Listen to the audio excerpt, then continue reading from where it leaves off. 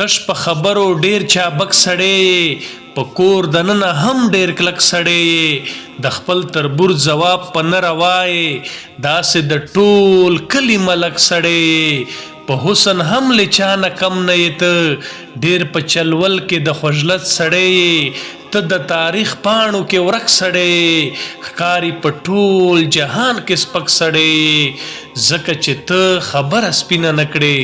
د خپل وطن سره هم مینه نکړې. ته لوټې لوټې خپل وطن نه وینې، مړاوي ګلونه دا چمن نه وینې،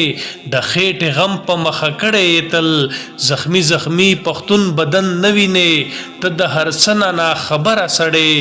در سره خوا کې ورور غمجن نه وینې، د بل په غم دې هیڅ پروا هم نه وي، په ځان کې مست یې څوک خوږمن نه وینې. که رښتیا وایم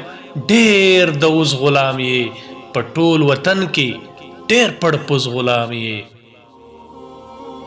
د وطن زر وړي او په زور یې هم وړي، ډېر یې په شر وړي او په زور یې هم وړي، زمونږ د خاورې ټول بهتر څیزونه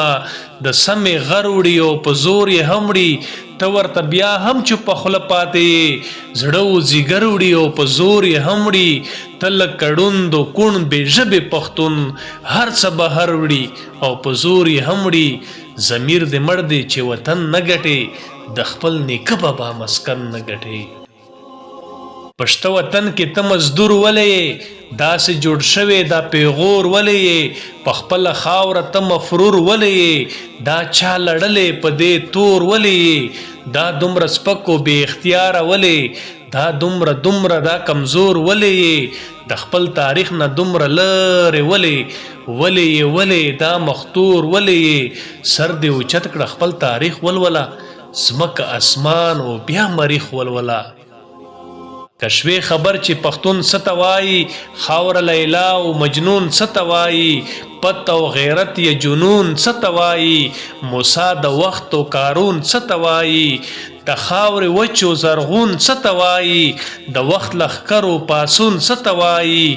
دلته د ستار او قانون څه ته وایي، ژوند د پښتون او بدلون څه ته وایي، بیا به د خپل ضمیر په خپله ویښ کړي، د وخت څپېړې به د ګوله ویښ کړي.